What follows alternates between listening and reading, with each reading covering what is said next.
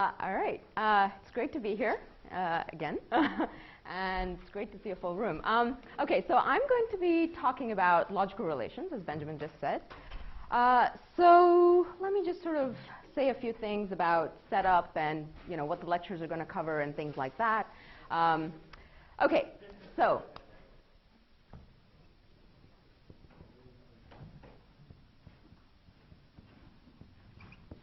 So, as Benjamin said, logical relations are one of the most fundamental proof techniques that in programming languages, and you can use them basically for all sorts of things. And that's really, the amazing thing about them, that there's just a vast number of properties for which they're useful.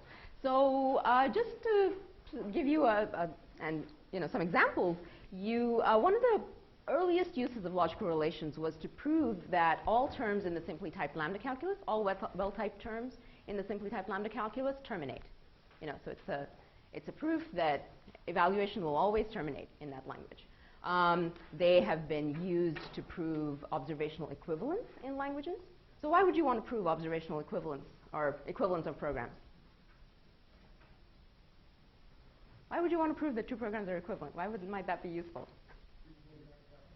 Reasoning about correctness, right? Like suppose you're doing some compiler transformations, right? And you want to show that the program that you had before you transformed it into something else, hopefully a more optimized version, that the two versions are equivalent, right? That they'll behave the same, they'll always give you the same answers.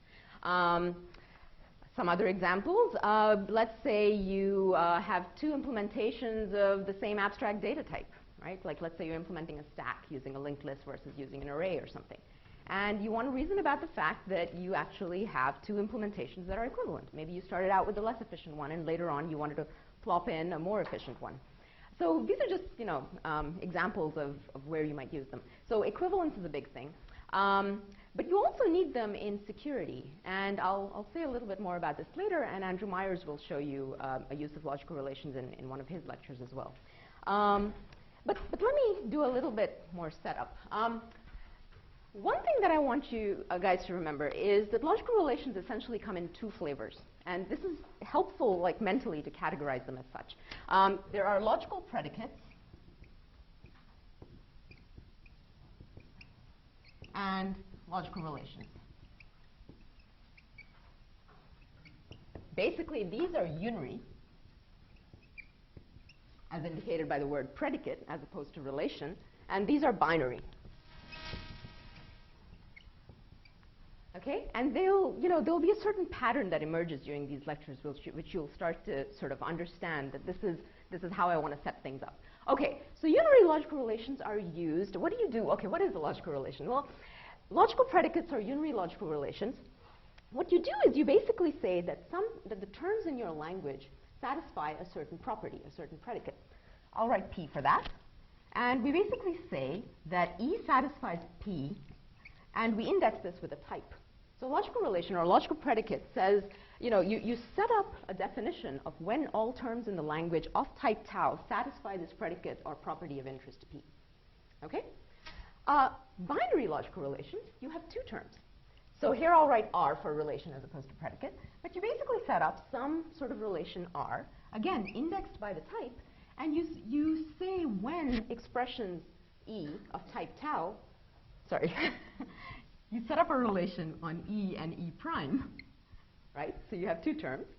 And you say that the terms E and E prime belong to this relation. So here, let's see. We could start talking about, this will be the general pattern of setting up a logical relation when you want to talk about a term E and E prime of type tau being equivalent to each other. Okay, so equivalence is normally, you're going to be thinking about binary logical relations.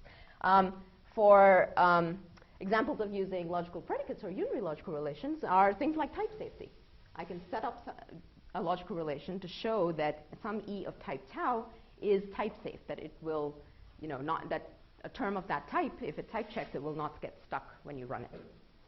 Another example is to prove strong normalization of simply typed lambda calculus. Strong normalization is a way of saying that all terms in the well-typed terms in the simply typed lambda calculus will terminate. Okay? All right, so that's an instance of this. So let's say termination in simply typed lambda calculus, for instance, or type safety. examples of uses of unary logical relations.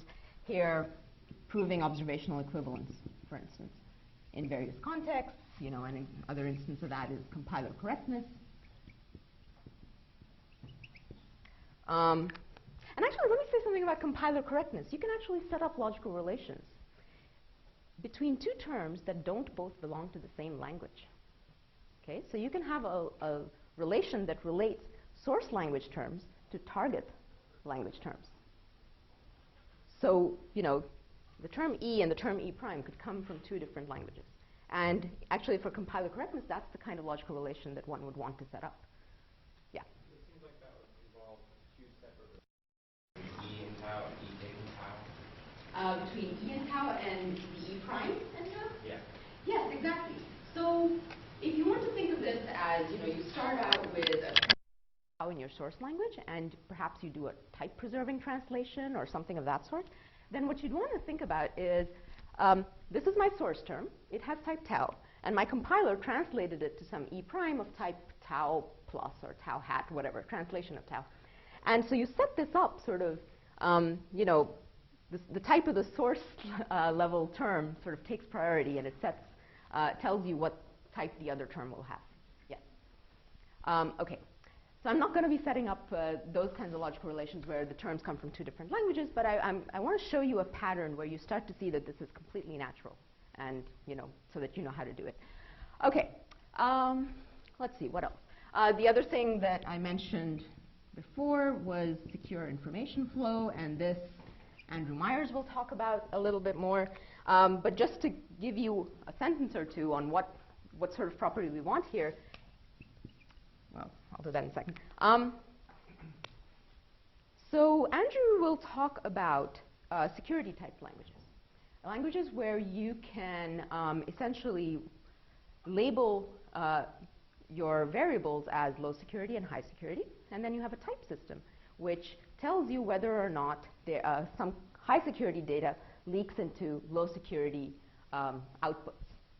Okay, that's the thing that you want to prevent, and the type system flags that. But now, if you say that I've set my type system up so that it will catch all leaks of high security data into low security observers or outputs, you need to prove something to say that your type system actually does that, right? So what we prove is a property called non-interference. Andrew will explain the details of that. I'm not going to go into it, but the word that I want to mention here is equivalence. Basically, the theorem, non-interference theorem, what it says is that if you have a program and you run it with the same low security inputs, but different low security, sorry, I said that wrong. Let me start over. If you have a program and you have a program P, and let's say it takes a high security input and a low security input, as long as you run it with, you can run it with a different high security input and the same low security input, and you have to be able to get the same low security outputs. So a low security observer should not be able to distinguish the high stuff that you sent in, should not be able to tell the difference looking at the outputs of the program. So it's a form of equivalence. It's a more sophisticated form of equivalence because you have to take into consideration the level of your observer, which is this L here. Anyway, Andrew will get into all of that. But again, the sense that I'm trying to give you guys is all sorts of forms of equivalence, that you want to prove, and you'll find this in many, many different settings. And in my last lecture, I'll give you more examples just to give you a feel for the wide variety of places where these logical relations can be used. Okay, so let me give you a bit more detail on my plan.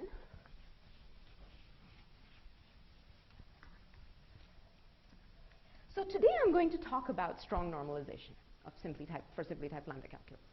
The fact that all well-typed terms in the language, when you evaluate them, they will terminate. Evaluation will terminate. Okay? Strong normalization for simply typed lambda calculus.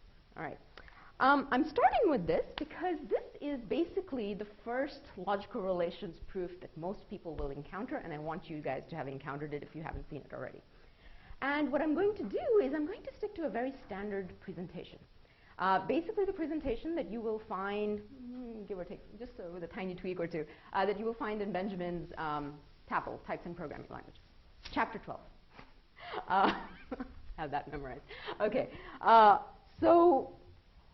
but starting tomorrow, I'm going to switch notation on you a little bit. All right, and I'm doing this very, very intentionally because I want you to be completely comfortable with understanding the setup of logical relations and being able to, you know, sort of read papers with one notation or the other and just get the essence out of it.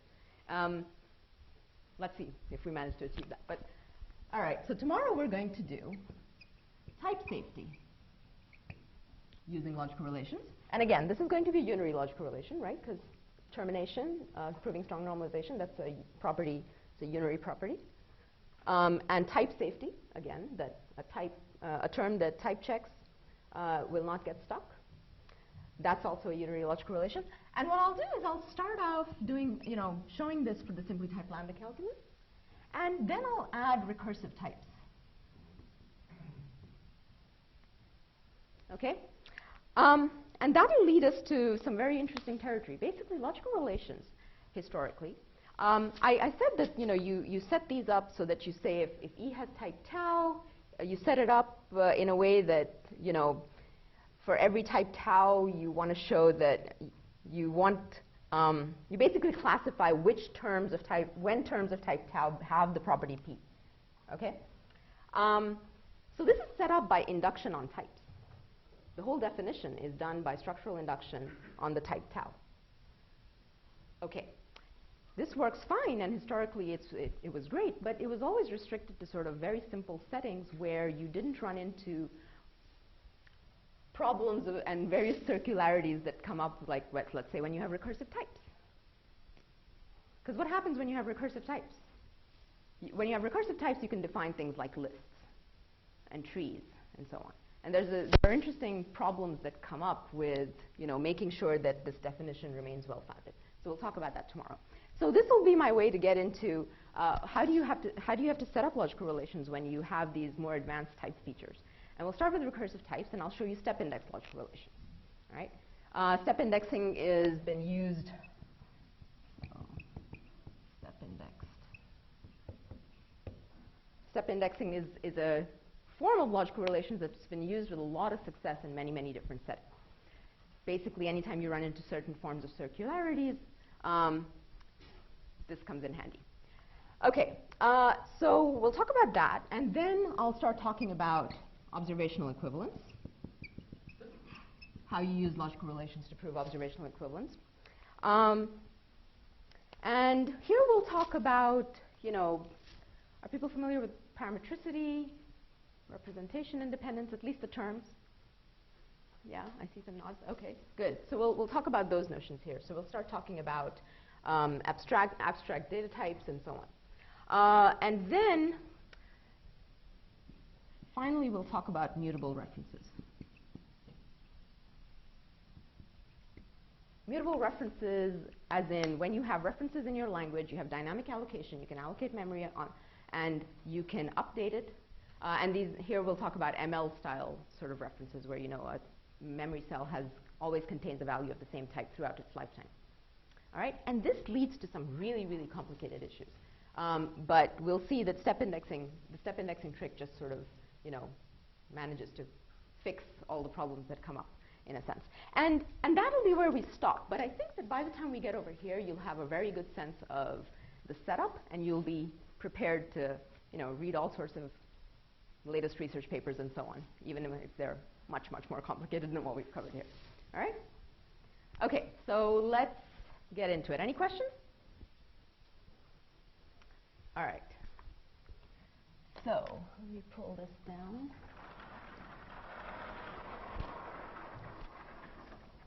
Actually, let me pull the other one down.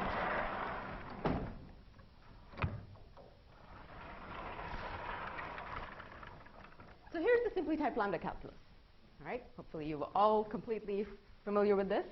But let me just kind of go through Okay, so simply type Dirichlet calculus with booleans added. Okay, so we have booleans and we have functions, right? Tau 1 or tau 2. Expressions in the language include true, false, if then else, and of course variables, abstraction, application, right? Okay, we're going to look at a call by value lambda calculus, all right? So here are my value forms, true, false, and lambdas. And I've basically defined the operational semantics by giving the usual Felizen style evaluation context. All right. So this is called by value. So in particular, notice here that when you have application, you evaluate here first, and when that's gotten down to a value, then you evaluate in the argument position, and so on. All right, and here are my reduction rules. So if true, that steps to E1. If false, then that steps to E2. The application case, app case, you have a lambda, it's a value, steps to E with B for X, right? Okay, just getting you familiar with my style of writing things in case it's different from anything, from what's been going on before. All right, and then we have evaluation context here to essentially to define the evaluation order. So we need this rule in order to lift the reduction rules up to the level of full expression. So if you have an expression E that steps to E prime, then we can lift it up to evaluation context using this, right? Okay. Let's look at typing rules. All right, so the form of the typing judgments is going to be that E has type tau under environment gamma. Gamma is a mapping from variables to types, tau. Let me mention a convention. I'm always going to sort of, whenever I write gamma comma x colon tau, I'm going to interpret the gamma to mean disjointness. Okay? So whenever I write something like this, that means that x does not occur in the domain of gamma. All right? Just makes things easier. Okay. So true and false have type bool, if then else, the usual rule. Variables, you have to make sure that x is mapped by gamma to tau, the usual function and application rule. Right? Okay. So what do we want to do? We want to prove strong normalization. What is strong normalization? It is the property that if some expression E has type tau, using these type checks, using these typing rules, and let me put an empty context here, then E terminates. I'll use this notation. Let me define abbreviations here. So this means that E evaluates all the way to a value V, and basically it's just sort of another way of writing that E takes a whole bunch of steps and gets to value V, all right? Okay. And if I write this and omit the V, then basically what I mean is, sorry, not for all. It means that there exists a value V such that E evaluates to V. All right? Okay. So here's the theorem that we want. Now, I'll let you stare at it for a second. Yeah? It seems like instead of strong normalization, because you are saying there exists a pathful value instead of that all paths. No, weak normalization is when all paths to normal forms, all paths reach the same normal form. So if E evaluates to V1 and E evaluates to V2, then V1 and V2 are the same normal form. Strong normalization is where you say that it must terminate. So this says that if E has type tau, then there exists a value V such that E reaches V. So evaluating E will always reach a value. Okay, but in this case, it's deterministic anyway. But my point is that strong normalization is typically that each reduction path you can possibly take terminates, right? No. Oh, yeah, sorry. Yes, that each reduction path you can possibly take terminates, yes. However, here you only have one, so it doesn't matter. Yes, exactly. Deterministic. Yes, I was going to make that one. Okay. Okay, so evaluation here is deterministic, right? The evaluation order is deterministic. There's no non-determinism in this language. So what does that mean? In particular, that means that, well, yeah, so this is something we rely on in the proof a bit. So in particular, a consequence of that is that if E diverges, then it can't be the case that sorry, if E converges, then it can't be the case that it also diverges, right? You could easily reason through that. Fair enough? Okay. All right.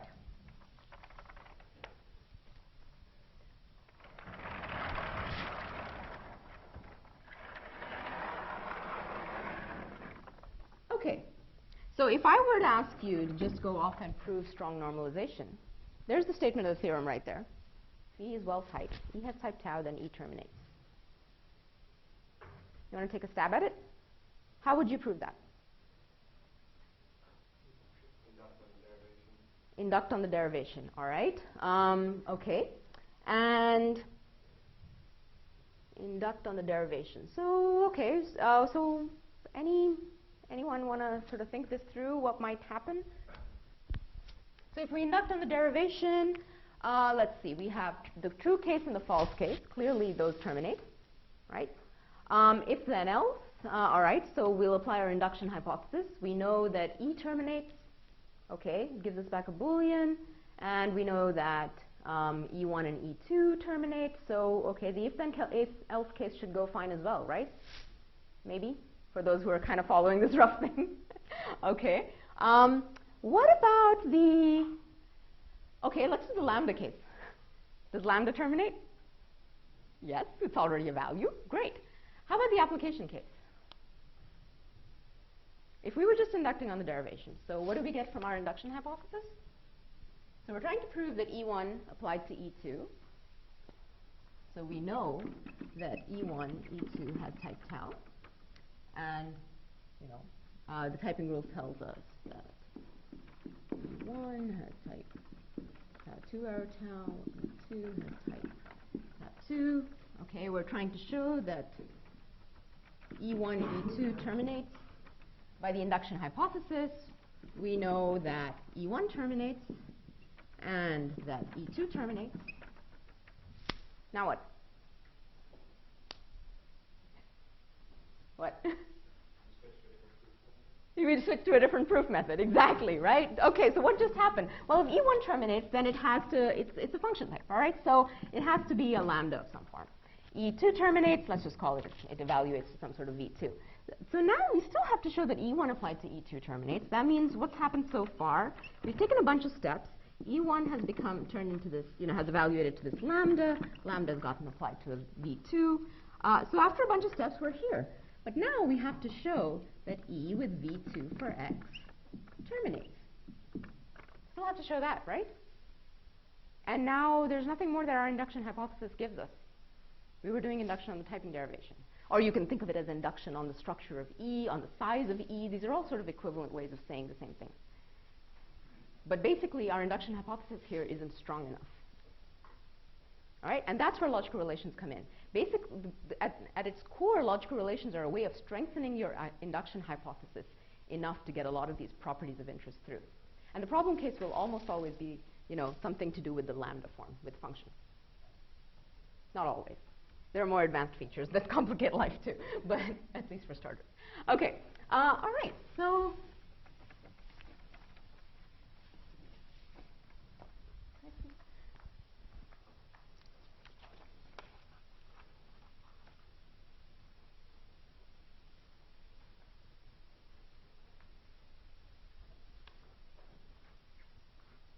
okay, just wanted to make sure I hadn't missed anything.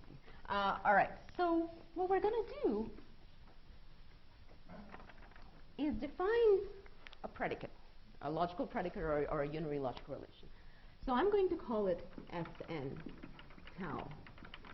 Okay? So the way to read this is some expression E of type tau belongs to this set that I'm going to define called Sn for strongly normalizing. Okay? All right. We're going to do this by induction on the structure of the type tau. All right, so what are our cases going to be? Let me just read. What types do we have to consider? Up there, my types are Booleans and tau1 are tau2. So I'm going to have two cases. All right, so for Booleans, we want to say that E, an expression E of type bool, is strongly normalizing. So what we want to do, and what you generally want to do for most logical relations, is you want to set up this relation or this predicate so that it satisfies three different conditions. All right? The first thing that you want to say is that you want to say that E has this type. So in general, let's just talk about this for some arbitrary predicate P. So usually we define something like this. We want, in the definition, we want to make sure that three conditions are satisfied. The first one is we want to say that E should have type tau. Okay? We want to build this condition in. You can also set up untyped logical relations, slightly separate topic. We'll talk about that later. Okay. The second thing you want to do is you want to say, you want to define this predicate so that so that it requires that E has the property of interest. Okay?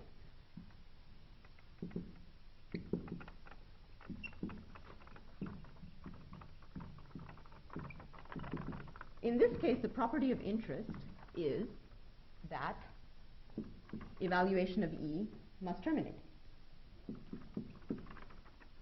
That's the condition we're interested in. Okay, so let's just keep that in mind, and we'll go back and build the definition in a second. And then there's a third condition. So this condition basically says this is the part where you need to, what we just saw in our attempted proof of strong normalization was that we didn't have a strong enough induction hypothesis. All right, and why wasn't it strong enough? In a nutshell, it wasn't strong enough because it didn't capture something about what happened at the elim form for functions. The elimination form for functions is application, right? Someone gives you a function. What do you do with it? You apply it. Okay?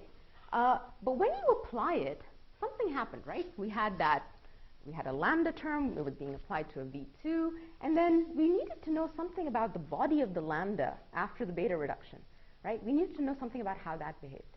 So backing up for a second, this condition that we want needs to say that membership in the relation is preserved by evaluation of elim forms. It's preserved by the elim forms, okay? And we'll see that this is not always sort of built in, but okay, I'll get to that in a second. Logical relation is preserved by evaluation of elim forms. Okay? And for us, what that's going to mean for this particular thing is that when you, let's say in the case of lambda, when you do an application, you want the expression to still belong to the logical relation. So let's get to that concretely. All right, so we want to build this. I have an expression. I want to say that this expression at type bool is strongly normalizing. So let's build it with all of these conditions. So we're going to say that E must have type bool. So E is strongly normalizing at type bool. If E has type bool, that's condition one. If the E has the property of interest, so we want it to be the case that evaluation of E terminates. And by the way, here E is a closed expression, so keep that in mind for now. The relation that we're building is a relation on closed terms. It doesn't have any free variables. Okay, we'll generalize it to free variables later. All right, so that's condition two. Condition three, the logical relation is preserved by the evaluation of elim forms. What's the elim form for bool? If, okay. But I'm not going to build anything more into this. And I'll come back to that in a second. When we did our naive proof earlier for using just induction on the structure of the derivation, if went through just fine, right? Nothing went wrong there. Keep that in mind for a second. Okay, so we're done with bool. Now let's talk about functions.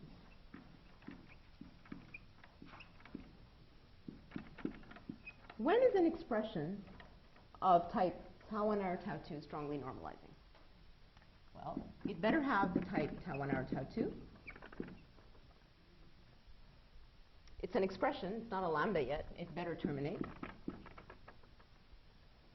And this is where we need a third condition about the elim forms. What we want here is, basically we want to say that given an arbitrary, let's call it E1, such that E1 is a strongly normalizing expression of the arguments type, it better be the case that when we take E, our expression of function type, and apply it to this E1, we get a strongly normalizing expression at the result type, tau2. Now we'll see this in a proof for a second, but basically what we're trying to build in is this third condition. If you give me an input, an argument that is strongly normalizing, then applying the function, essentially, to that argument will be strongly normalizing as well. So this, we're building in this requirement into the definition. Okay. Now, is this definition well-founded? We were defining it by induction on the structure of the type, right? So here, this looks perfectly well-founded. Here, when we define it for tau1 or tau2, we're defining the set Sn, essentially, right? The set of expressions Sn at the type tau1 or tau2. But in the definition, we only use Sn, the definition of Sn at a smaller type, tau1, and a smaller type tau2. So yes, this is well-founded, because these types are smaller than tau1 or tau2, right? Okay. All right. So now let's see. So one thing that I want to let's mention that. I'm just going to erase this. Is that all right with everyone? Okay. Okay. So notice we've just built this relation. Now, the theorem that we want to prove is still the one up there, right? That if E is well typed, then it terminates. Evaluation terminates. Okay. So how does this definition of Sn fit in? Basically, what we're going to do is we're going to do the proof in two parts. We're going to show that if E has type tau, a closed term, then it is strongly normalizing, or it belongs to the set that we've just built. All right, so this is going to be part one of our proof, or one lemma. And the other lemma that we're going to prove then is that any term E of type tau that is strongly normalizing, or rather, whenever E belongs to this set Sn, then if you evaluate it, it will terminate. Yeah. Yeah, because it's a condition. Precisely. I just want to make it completely obvious, right? So what he just said is that proving 2 is a no-brainer, essentially, right? Because we've built it into the definition. I mean, look at it. How would we, let's prove 2, just to convince ourselves completely, all right? So how would we prove 2? Well, let's prove it by induction on tau, all right? We have two cases. We have a case for Booleans. We have to show that E terminates. Oh, the definition tells us that it does. So we're good, right? There it is. Okay. Now we have to consider the case where tau is a function type, tau1 or tau2. Right? We have to show that the expression terminates. Okay, let's go look at the definition. Oh, right here. Okay, so basically, this is trivial. We've built our definition so that the property of interest is built in by definition. So really, all the work is in this first lemma right here. We have to show that every well-typed term, every well-typed closed term at least, of type tau belongs to the set Sn at type tau. Okay? So let's take a look at how we would do that. Yeah? What part of what you're doing is in the semantical part, and what part is it in the proof? Because you defined this Sn, you said, well, this is the condition. Yeah. Are those semantical conditions? Or what is Semantic how? In what sense are you using? I mean, you wanted to mean something, but then you said, well, emerges, right? So Okay, so, well, let me try to get out of that. Okay, so what I'm building, if you think about it in a semantic sense, right? I'm building a set or a model, right? I'm calling it the set Fn. And I want that set to be inhabited by all terms that terminate, right? Essentially, that's the semantics for now, you know, of what the set Sn is.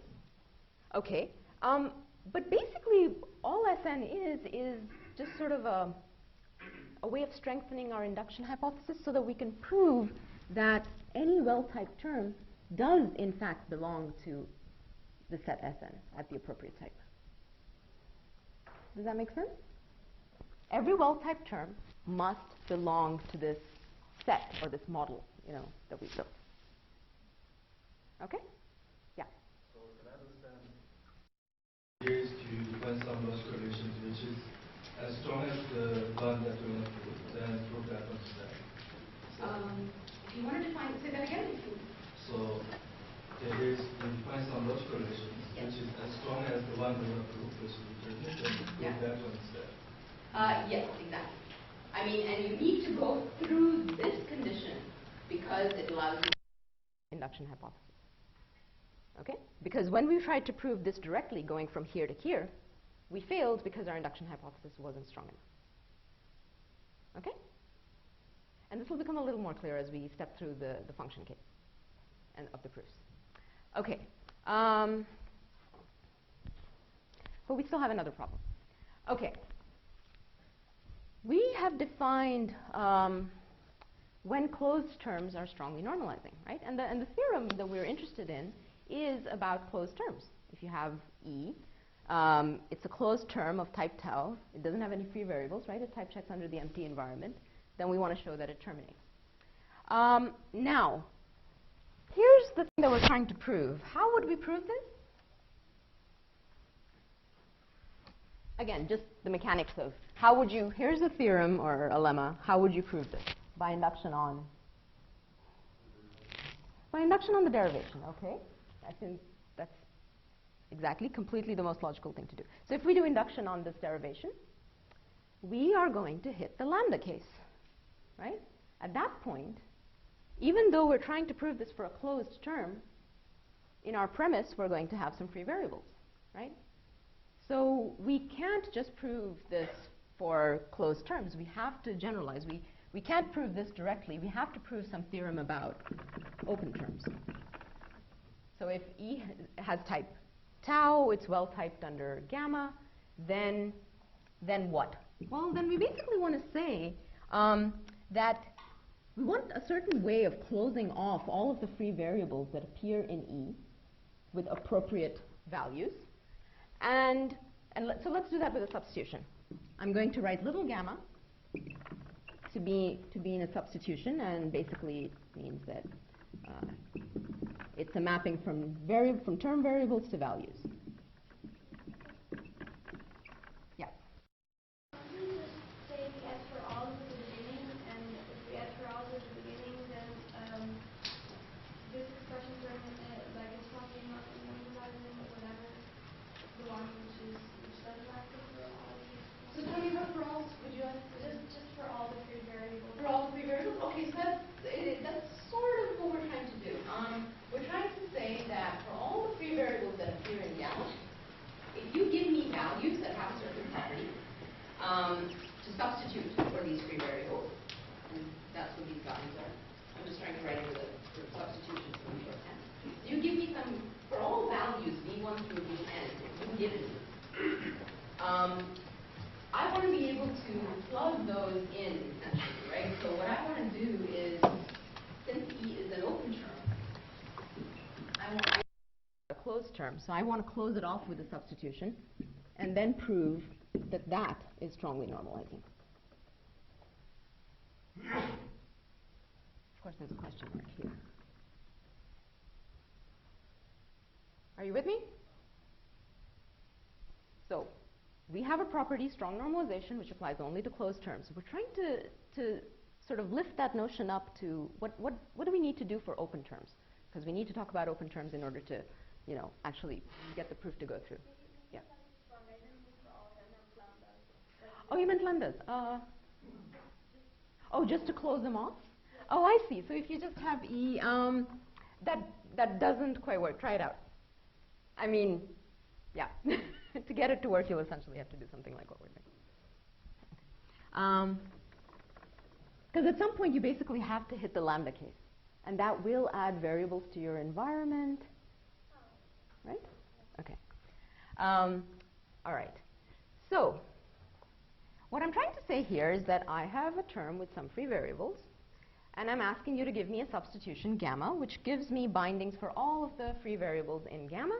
And then I want to use that substitution to close off my term and then prove that the closed term belongs to this set Sn that I've defined. Okay? So what conditions do we want on gamma? We want this substitution, this arbitrary substitution that we're being given, to satisfy our environment in some way. Okay? Haven't defined that yet, but we want it to satisfy our environment gamma in some way. Okay. So what does that mean? Basically what we want is, we'll say that little gamma, the substitution, satisfies big gamma, type environment, if they have the same domain.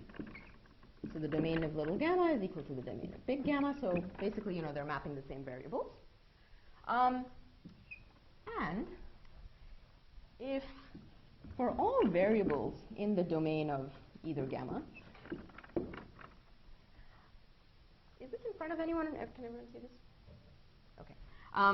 For all variables in the domain, we want it to be the case that when we look up the value gamma x, we want that to be strongly normalizing at the appropriate type. Okay? So what we're trying to say is you are giving us a bunch of values, v1 through vn, right? Map x1 map to v1 through xn map to vn. But essentially the point is that this substitution is, in the statement of this theorem, is just a way of you giving me some values, right? Some set of values that I can substitute for my free variable. I need these values to have a certain property. I need them to be strongly normalizing in order to push my proof through. Sort of. I need them to be well-behaved in certain ways so that then I can show that when I plug these well-behaved values, in this case the well-behavedness is that these values are also strongly normalizing. What does it mean for values to be strongly normalizing? Let's pause there for a second. Why am I insisting on these values v1 through vn being strongly normalizing their values? Yes? I guess the interesting case is when you have a lambda. And you need to show that it accepts a strongly normalizing value as an argument, then it's also fine. Right. So the interesting bit is not that this value itself.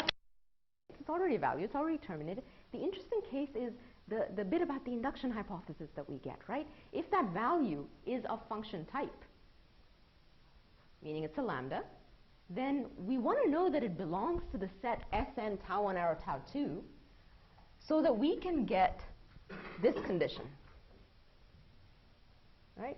This was the bit where we were trying to strengthen our induction hypothesis, and we'll see how this plays into it. All right? So, but the general picture here of this setup, so this is the theorem that we will actually prove, because we can't prove this more restricted form, right, for closed terms. So let me just sort of say another thing about logical relations. Often when it comes to functions, you will hear the slogan that logical relations take related inputs to related outputs. You can use the word related, or you can use the word well-behaved, well-formed, having the property of interest. If you give me things that have the property of interest, the logical relation will give you outputs that have the property of interest. That's what this whole proof device is doing. Okay? And that's what, so I want you to start seeing theorems of this form as that statement. They will always be sort of, something is well typed, has a bunch of free variables. You give me some inputs that have the property of interest. And this is just shorthand for defining that, right? This whole thing was just sort of saying, oh, all the values that you give me that belong to Sn have that property of interest. Then, if I substitute these values that you gave me that are good, right, that have the property of interest into my expression, then I will get a whole expression, a closed expression, that has the property of interest. Okay? Yeah? Why don't we need in our logical relation? Because in this theorem it's just type of tau. Why don't we need it to be a strongly normalizing? The E itself? Yes, that line right there. Why is that not strongly normalizing? That's what we're trying to prove. If we're trying to Oh, great, yes, yes. but when we close it off, it's strongly normalized. I don't know if I should do this, but I'll do it tomorrow. I'll show you another way of writing this that sort of makes it more clear, makes the connection to what you just said kind of more clear. But okay.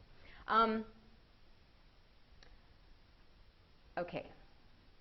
So what do we need to do next? Here's what we need to do. So this is the theorem that we want to prove. Do I want to do some?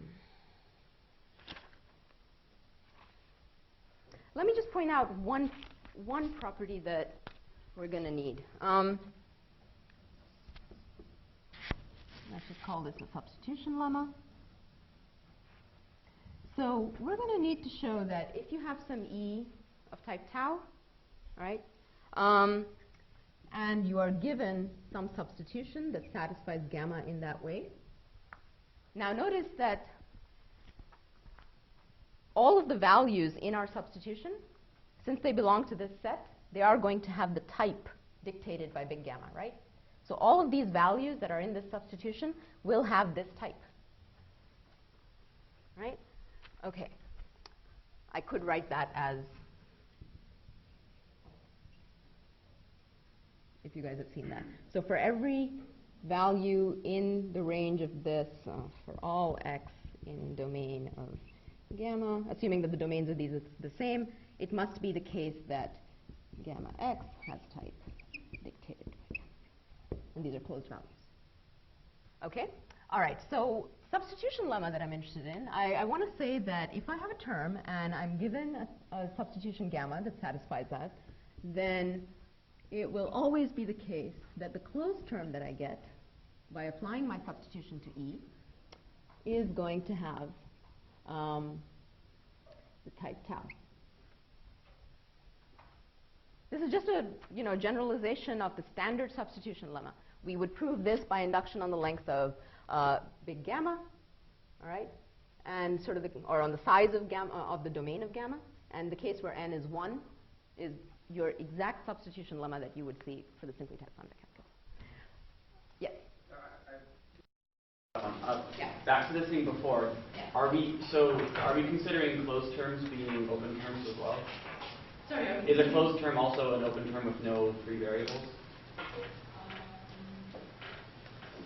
So I guess what I'm wondering is you have this point 1, which was one step before that. Yes. That's for closed terms, correct? That's for closed terms. And so on the right, so I'm wondering if E has no free variables, then we're using the closed term. Okay. What you're trying to say is that once we prove this theorem that we actually want to follow the corollary. So where I'm cut up is if E has no free variables, yes, then how can we directly just say that E has type tau implies that E is strongly normalized? E has no free variables. The thing is, you need to prove the more general theorem, right?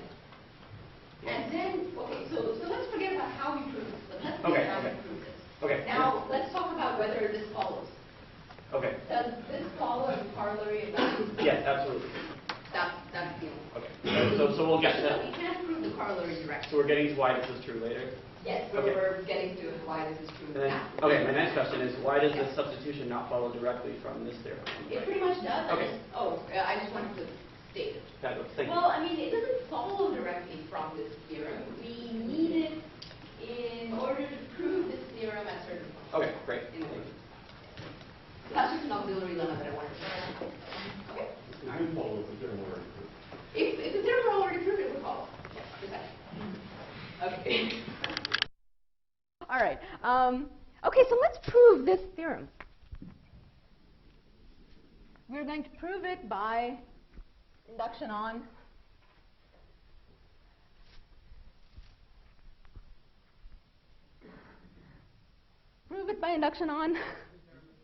the derivation, exactly. So we're going to prove it by induction on this derivation. Let's do a really, really trivial baby case first. Let's do where E is just true. Okay? All right, what do we have to show? Okay, we say, suppose that we're given an arbitrary, so suppose we're given a gamma that satisfies big gamma in this way. We have to show that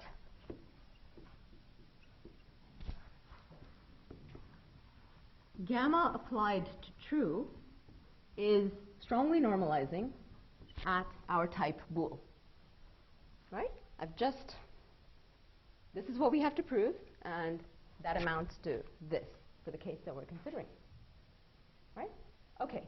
Now, so we want to show that gamma applied to true belongs to the set Sn at type bool.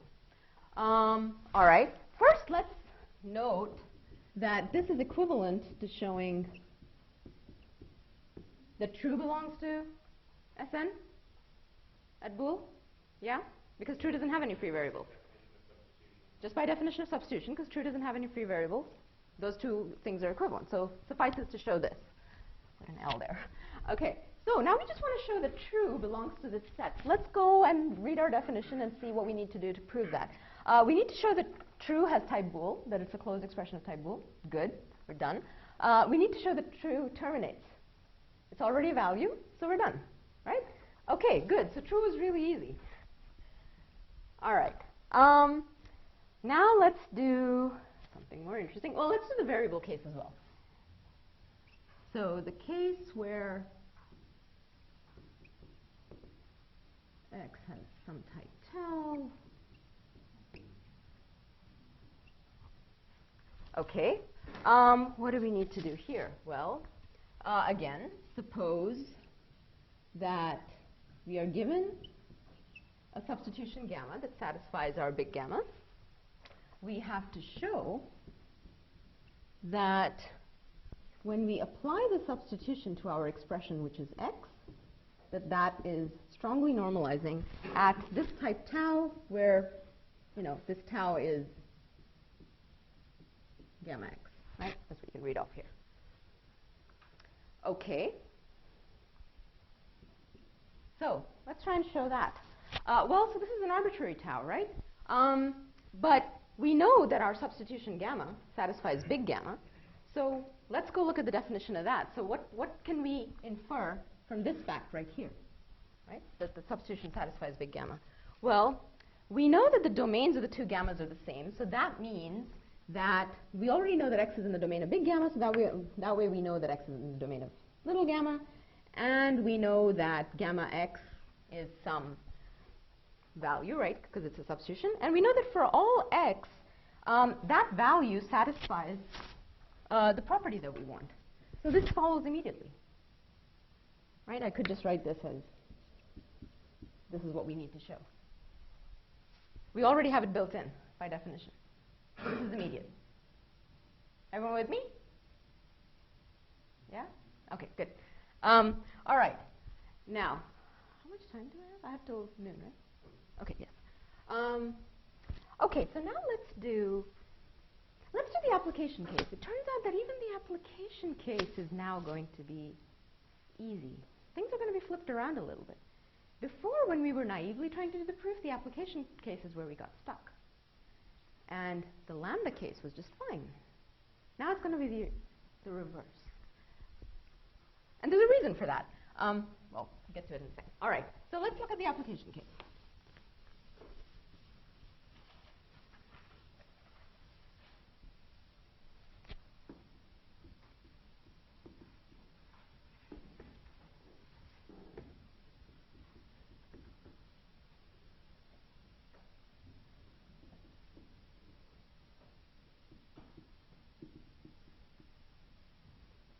Okay, there's what we want to, there's the case we're considering. So what do we have to do again? So again, we say, so we know that E1 applied to E2 has type tau. We say, suppose that we're given an arbitrary substitution gamma that satisfies our big gamma. We have to show that the closed expression is in our set Sn. So specifically what we have to show is that when we apply gamma to the expression E1, E2, we get an expression that belongs to Sn, at what type? At this type tau. Okay? All right. So first, again, let's make an observation about substitution. Notice that just by property of substitution, this expression is equivalent to gamma E1 applied to gamma E2, right? So it suffices to show gamma E1 applied to gamma E2 is strongly normalizing. We're just pushing the substitutions in, right? Okay. Now what? How do we prove this property?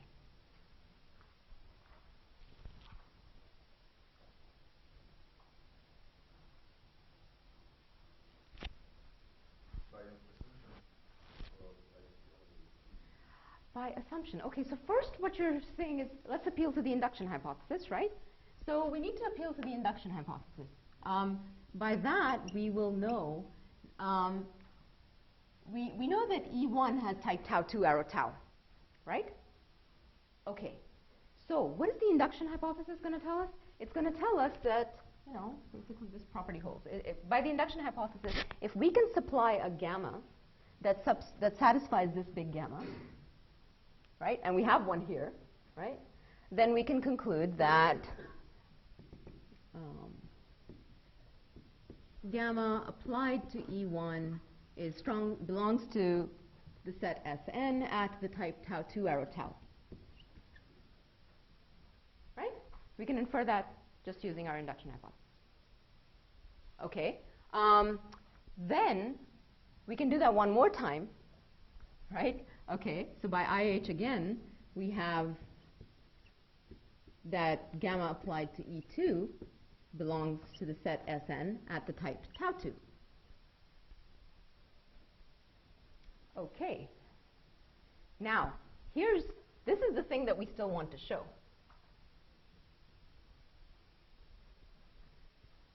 But we're making progress. Starting to look more and more like that, right? Okay. All right. So now, since we know that here's an expression that belongs to Sn at the type tau 2 arrow tau, let's go look at the definition. This is what you were suggesting, right? This definition says that the expression is well typed and that it terminates, but this is the bit that we're interested in. It says that given an arbitrary E1 of the argument type, right, an arbitrary E1 that belongs to Sn tau 1, this property must hold. So we have this expression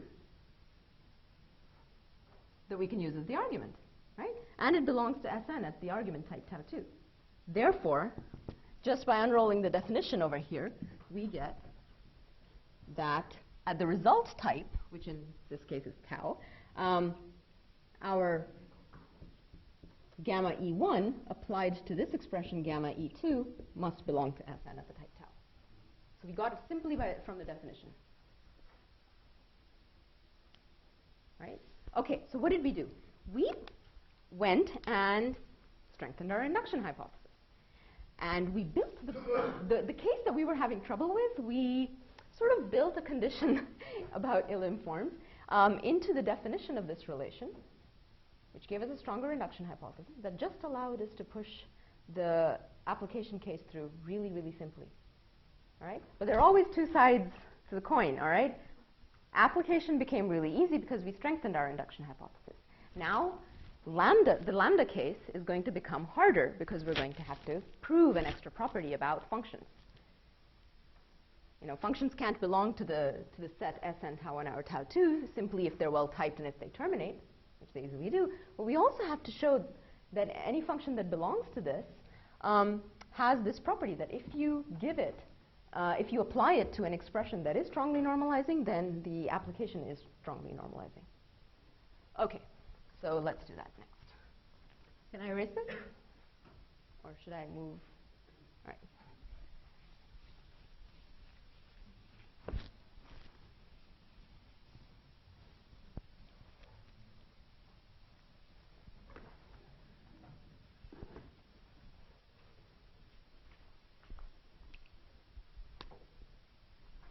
Okay, so lambda x colon tau 1 dot e has type tau 1 arrow tau 2.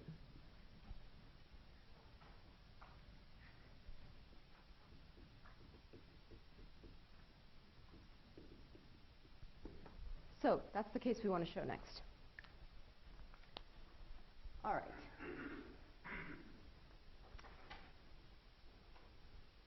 Before I dive into this case, I want to do an auxiliary lemma, okay, which is going to be useful just in terms of making our proof shorter.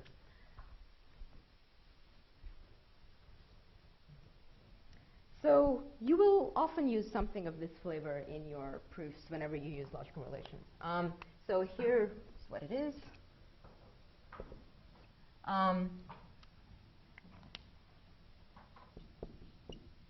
We want to show that membership in the logical relation is preserved under forward and backward reduction. Okay? What does that mean? Basically that if you have some expression E of type tau, and E takes a step to E prime, a single reduction step to E prime, then we want to show that the following two things are true. A, that if, hold on, I want to do this in a certain order. What did I do here? Okay, yeah. That if E prime is strongly normalizing at type tau, then that implies that E is strongly normalizing at type tau. So in other words, you could think of this as membership in the logical relation is preserved under backward reduction. And then we want the forward reduction case. So if E belongs to Sn tau, then E prime does.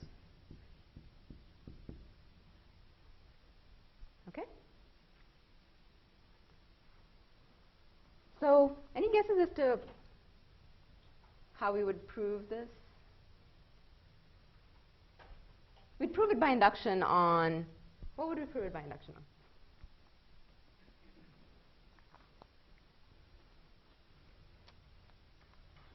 This is going to be your homework for tonight, so. Sorry? The step relation? No. Basically, what you're trying to show is that if this holds, then this holds. So don't dwell on the top. This is the important bit here. Type, exactly. So this is going to be a proof by induction on the structure of the type tau. Please prove this tonight. It's really a simple proof, but it just gets you, into the mechanics of how these things work. All right? Okay. So once we have this, sir, yeah. Deal with open terms. Here it's not about it being a bad idea. This is just an auxiliary lemma that I defined, so I kind of have some prior knowledge about what I needed there. Yeah. So. And I'm going to need it for closed stuff. And besides, I don't see the problem is that for open terms, evaluation isn't really defined. It's only a closed term that can take a step out. Okay. So, all right. So this is what we need to prove. Now, so we have a well-typed lambda, right, of type tau 1 arrow tau 2, and we want to prove that if we're given an arbitrary substitution that satisfies gamma, we want to show that closing that off gives us a strongly normalizing term. Okay, so suppose that little gamma satisfies big gamma. Now what we're required to show is that, that gamma, the substitution, applied to lambda x colon tau 1 dot e, gives us a closed term that is strongly normalizing, that belongs to our set at the type tau 1 arrow tau 2.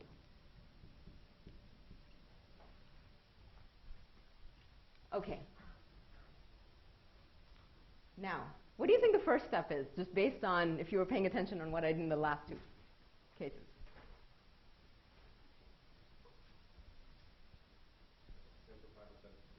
Right. Let's push that substitution in. going to make our life easier. All right, so here's where that throwaway comment about I assume that comma in environments means disjointness comes in handy, just to see this, really clearly, right? So we know that X does not appear in big gamma. We know that the domains of these two gammas are the same, so we know that X does not appear in little gamma. So we sort of trivially, very easily know that we can push this substitution in. So because gamma is not going to map X. So we get this. That's what we need to show now. All right? Okay. So any guesses? What do we do now? Well, this is what we need to show, right? We need to show that a lambda term belongs to the set, our strongly normalizing set at the type tau 1 arrow tau 2. So that's what we need to show. Let's go look up what we need to show. All right? Let's look at the definition. So in order to show that that term belongs to this set, what do we need to do? We need to show that the term we have has the type tau 1 arrow tau 2. So does this term have type tau 1 arrow tau 2 under an empty environment? Yeah? And that's why I defined the substitution lemma. That's what we need, right? Because we have a gamma, we have a lambda that type checks under this big gamma. We are given a substitution. We've applied the substitution to it, and now we know that the closed term has that type as well. So it's just a simple application of the substitution lemma that I put up there. This is where we use it. Okay? All right. So that's condition 1. We needed to show that this term has the right type. So we're done with the first condition. Okay? What's the second condition we have to show? We have to show that the term that we have in our hand, which is that lambda term, terminates. It's a lambda term. It's already a value. So clearly it terminates. Right? So we have to show that this term, this lambda term, terminates. So we're done. That's easy, right? Okay. So really the guts of the proof is that third condition. First two conditions were easy. So now what we sort of have left to show is that given an arbitrary E1 that is strongly normalizing at type tau 1, we need to show that if we apply our lambda to that E1, we get an expression that is strongly normalizing at type tau 2. That's what this says we have to show. All right? So let's say consider an arbitrary E1. Let me not put the shit there. I'll just say consider E1 such that strongly normalizing E1 at the argument type tau 1. And now what we have to show is that our lambda term, lambda x colon tau 1 dot gamma E, when we apply it to this E1, we get an expression that is strongly normalizing at the result type tau 2. Okay? All right. So now thoughts on how to proceed.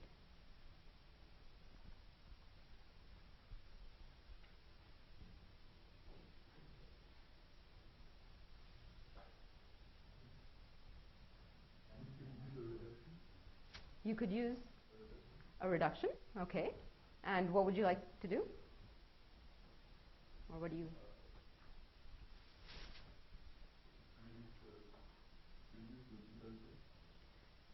Reduce, exactly. Okay, so basically we know that when we have a lambda applied to an E1, well, this is call by value, right? So the first thing that's going to happen is that E1 is going to get evaluated, right? Okay, so we know that the E1 belongs to Sn at tau 1. So let's use this. E1 belongs to Sn at tau 1. E1 evaluates in some number of steps to, I'll do that on the side here. So E1 is going to take a bunch of steps and eventually evaluate to some value of E1. All right? With every single step, because we have this lemma about strong membership in this set being preserved by forward reduction, we can show that the V1 that we eventually get also belongs to the set, right? So here we have E1, we run it, we evaluate it, we get a V1, and then we know that V1 is also strongly normalizing and that it belongs to the set Sn at tau 1. Okay, so now that means that we have taken this expression, we've evaluated this to a V1.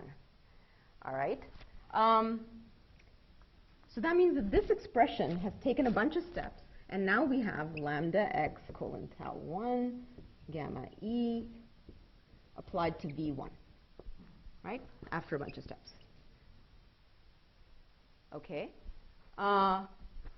So if we originally wanted to show that, if we wanted to show that the original expression belongs to the set Sn, now that the expression has taken a bunch of steps, if we could show that the expression that we have now belongs to that set, then we know that the original one would, right? Sorry, that was rather long-winded. We can use that lemma that we've defined about forward reduction in order to show this. Okay, so basically, it now suffices to show that this expression is strongly normalizing. Fair enough? Okay, so now we're going to show this. Okay, and we can do the same thing again, do a beta reduction, and now we end up with, I'm just going to massage this expression right here, we end up with gamma e with V1 for x. So just show that gamma e with V1 for x is strongly normalizing at tau 2. If we could show this, then we would again be done using our forward-backward reduction lemma. Okay, so this is what we need to show. All right, now what can we do? What have we still not done? Still haven't used our induction hypothesis, right? So let's do that next. We know that the body of the lambda E has type tau 2 under gamma extended with x. So in order to use our induction hypothesis, what do we need to do? We need to supply some sort of substitution that satisfies this extended environment. So we need some sort of gamma prime that satisfies the extended environment gamma x colon tau 1. If we could come up with such a gamma prime, then by the induction hypothesis, we would be able to conclude that gamma prime applied to E is strongly normalizing at the type tau 2. Okay? Help me come up with my gamma prime then. What gamma prime do we want to use here that satisfies this extended environment?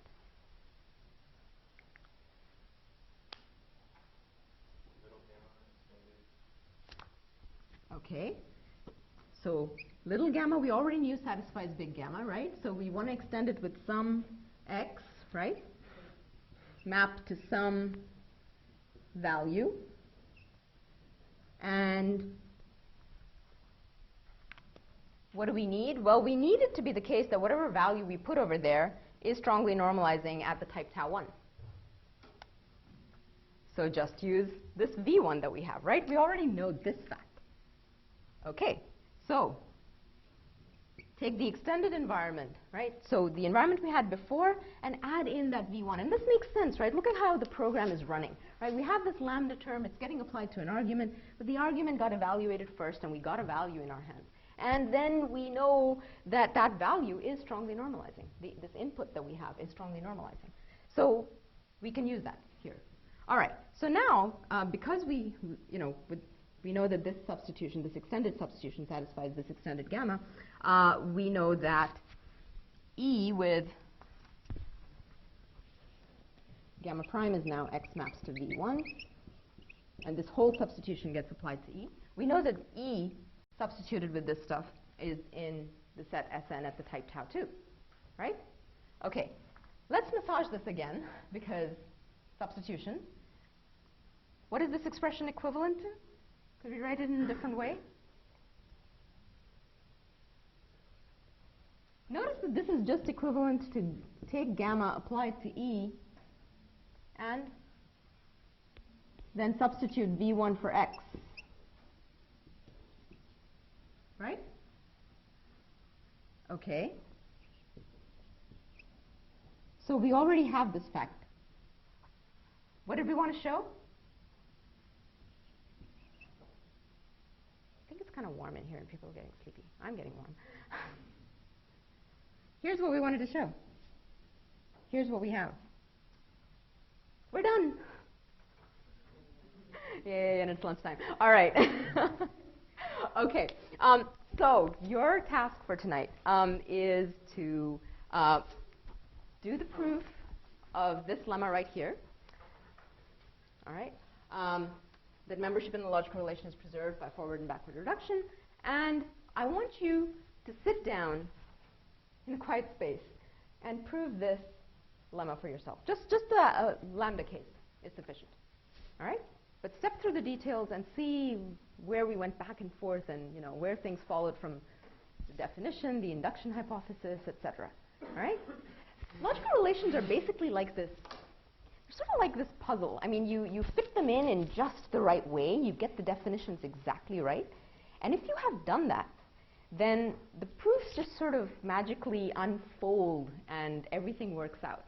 But getting the definitions right so that the proofs follow is really the whole art here, all right? And then understanding how those, understanding basically how the definitions lead to the proof is the thing that I want you guys to understand so that you can set this stuff up for yourself, all right?